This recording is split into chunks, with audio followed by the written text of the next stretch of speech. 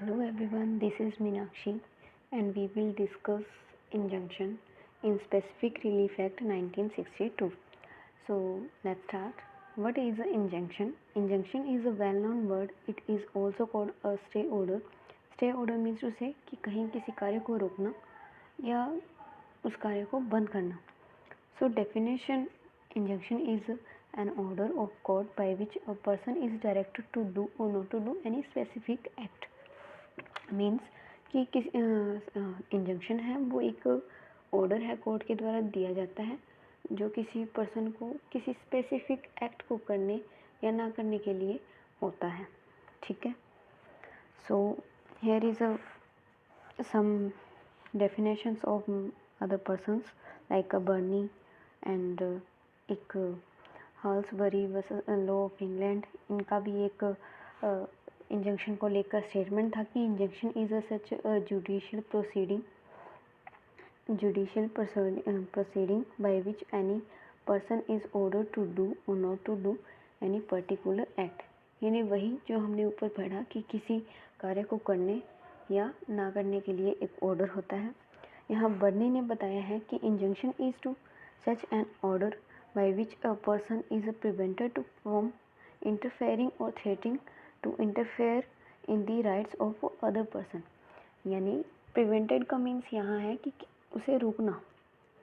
कि अगर कोई पर्सन है, मान लो ए एंड बी है, ए बी की प्रॉपर्टी में इंटरफेयर करता है तो ए जब सूट फाइल करेगा बी के अगेंस्ट तो कोर्ट है वो एक ऑर्डर देगा कि ए को कि वो किसी स्पेसिफिक एक्ट को ना करे जो कि बी के राइट्स को वायलेट कर रहा है.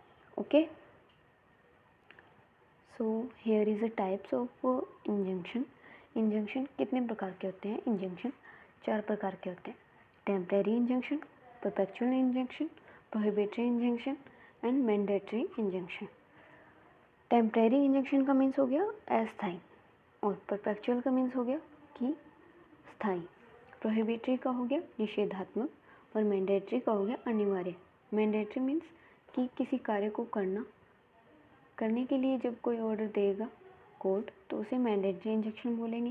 प्रोहिबिटरी इंजंक्शन कि किसी कार्य को ना करने के लिए जब ऑर्डर देंगे तब वो प्रोहिबिटरी इंजंक्शन में आएगा. एंड परपेचुअल इंजंक्शन कि परमानेंटली जब कोर्ट के द्वारा ये ऑर्डर दिया जाता है कि तुम इस कार्य को इन फ्यूचर में नहीं करोगे तो वो परपेचुअल इंजंक्शन में आएगा. एंड टेम्परेरी इंजंक्शन कि किसी थोड़े बहुत टाइम के लिए या स्पेसिफिक टाइम के लिए जब कोर्ट ऑर्डर देता है तो वो अस्थायी इंजंक्शन में आएगा.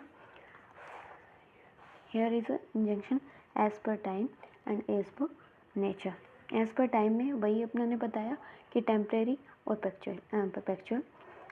टेम्परेरी होगा वो लिमिटेड टाइम के लिए होगा एंड परपेचुअल होगा वो परमानेंटली होगा. प्रोहिबिटरी है वो not to do something and mandatory to do something. Okay. Temporary injection को डीपली पढ़ते हैं तो सेक्शन 37(1) क्लोज 1 कहता है कि of the act the temporary injection are such orders granted at any stage of a suit which are to continue until a specific time और until the further order of the court. यानी कि किसी कार्य को किसी specific time के लिए रोका जाता है तो कोर्ट के द्वारा उसे हम टेम्परेरी इंजंक्शन बोलेंगे. कि किसी कार्य को या किसी कोई एक्ट कर रहा है कोई व्यक्ति तो उसको किसी स्पेसिफिक टाइम के लिए या पर्टिकुलर टाइम के लिए उस चीज़ को या फिर कोर्ट के द्वारा अगला ऑर्डर जब तक ना हो रहा है या किसी केस की प्रोसीडिंग चल रही है तब तक उस किसी कार्य को रोकने के लिए टेम्परेरी इंजंक्शन का यूज़ करेंगे. टेम्परेरी इंजंक्शन है requires 3 things. Prima facie case of the plaintiff. Prima facie का मीन्स हो गया a person who has a possession of a land और property shall be considered the prima facie owner. Okay. Irreparable loss to the plaintiff. यानी कि ऐसा loss जो repairable ना हो कि कोई ऐसा लॉस कर दिया है डिफेंडेंट ने जिसके लिए प्लेंटिफ है वो उसकी भरपाई नहीं कर सकता है तो वहाँ क्या करेंगे? टेम्परेरी इंजंक्शन का यूज़ करेंगे. Okay. Balance of convenience to be in a favour of the plaintiff, यानी प्लेंटिफ को सुविधा पहुंचाने के लिए भी टेम्परेरी इंजंक्शन का यूज़ करेंगे। यहाँ एक केस है Ghanishtha builders and developers versus municipal corporation. Okay, फिर बाद में अपने डिस्कस करेंगे perpetual injunction. It is provided at the time of a final disposal of a suit at the time of decision of suit it is a permanent nature, यानी कि ये final disposal होता है सूट का जब इसका use किया जाता है कि इसके अंदर क्या होता है कि फाइनल डिसीजन है वो दे दिया जाता है कि या तो तुम किसी एक्ट को करोगे या तुम किसी एक्ट को नहीं करोगे परमानेंटली। ठीक है, ये परमानेंट नेचर का होता है कि अगर कोर्ट ने किसी पर्सन को किसी स्पेसिफिक एक्ट को करने के लिए अगर बोला है तो वो फॉरएवर के लिए बोला है, और अगर किसी एक्ट को नहीं करने के लिए बोला है तो वो भी फॉरएवर के लिए बोला है कि तुम इस चीज़ को नहीं करोगे या करोगे तो वो परमानेंट नेचर के लिए बोला है। ओके, सेक्शन 38 है, वो बताता है कि perpetual injunction may be granted to the plaintiff to prevent the breach of an obligation existing in his favor whether expressly or implication. And section 38, when the defendant interferes or threats to interfere in the rights of a plaintiff in a property, then court may grant a perpetual injunction in following situation की 38 section बोलता है कि कौन कौन सी ऐसी situations है जिसमें perpetual injunction का यूज़ किया जाएगा। तो ये जो सिचुएशंस है इसमें परपेचुअल इंजंक्शन का यूज़ किया जाएगा कि where defendant is a trustee for the plaintiff of disputed property, यानी कि जो प्रतिवादी है वो ट्रस्टी है किसका, वादी की डिस्प्यूटेड प्रॉपर्टी, यानी वादी की विवादित संपत्ति का अगर ट्रस्टी है तो उस सिचुएशन में where it is possible to determine the actual damage caused और loss to be suffered by the interference of the defendant, यानी जो वादी है उसको किसी डिफेंडेंट के किसी स्पेसिफिक एक्ट करने से या एक्चुअल डैमेज हुआ है प्लेंटिफ को या एक्चुअल लॉस हुआ है तो उस सिचुएशन में भी अपने क्या करेंगे, परपेचुअल इंजंक्शन का यूज़ करेंगे।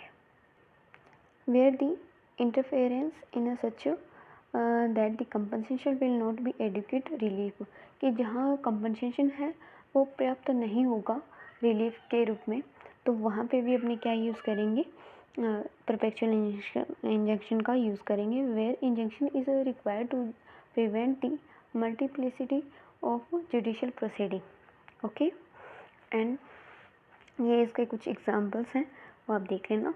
एंड यहाँ एक केस लिया है महादेव वर्सेस दीनबंधु का, तो वो भी आप देख लो।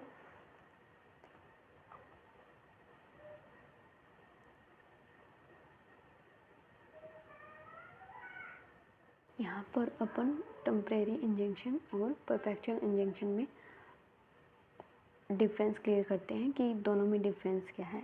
It can be issued any time after the institution of suit, यानी सूट के किसी भी टाइम अपने इसको इशूड कर सकते हैं। And it shall be issued only the final disposal of the suit, यानी बताया था ना मैंने कि फाइनल डिसीजन के बाद में या फाइनल डिस्पोजल के बाद में ही इसको सूट किया जाएगा।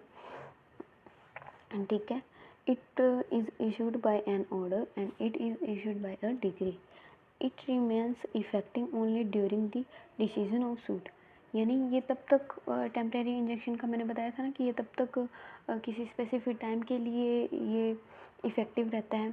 And it comes after the trial, और ये है जो ट्रायल के बाद में आता है।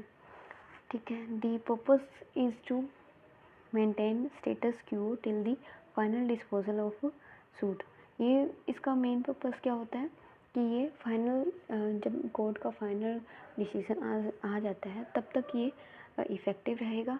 And the purpose is to protect the rights of the plaintiff forever, और ये क्या होता है परमानेंट नेचर का होता है कि ये जब कोर्ट बोलेगा कि इस एक्ट को तुम नहीं कर सकते या इस एक्ट को तुम करोगे, तो वो इनका फाइनल डिसीजन होगा, यानी हमेशा के लिए होगा कि किसी कार्य को हमेशा के लिए रोकना या करने के लिए जब कोर्ट ऑर्डर देगा तो वो परपेचुअल इंजंक्शन में इंक्लूड करेंगे। It is issued under code of civil procedure and it is issued under specific relief act.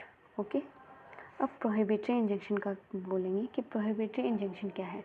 It is such an injunction which prevents defendant to do an act violates the legal right of or equitable right of the plaintiff। यानी prohibitory injunction है वो एक ऐसा order है to stop any specific act which violates the rights of plaintiff। यानी किसी व्यक्ति का जब कोई लीगल राइट वायलेट करेगा तो प्रोहिबिटरी मीन्स कि उसको मना करने के लिए कोर्ट है वो एक ऑर्डर देता है तो वो प्रोहिबिटरी इंजंक्शन में इंक्लूड होगा।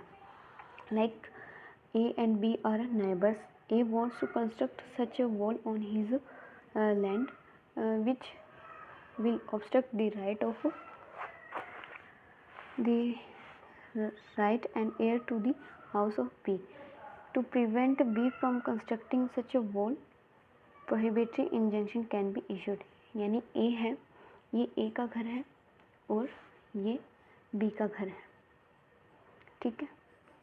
अब ये ए का घर है, अगर बी यहाँ पे वॉल क्रिएट करता है और ए को यहाँ से जाने में कठिनाई होती है या ए का रास्ता जाने का बंद हो जाता है तो ए क्या करेगा, बी के अगेंस्ट सूट फाइल करेगा।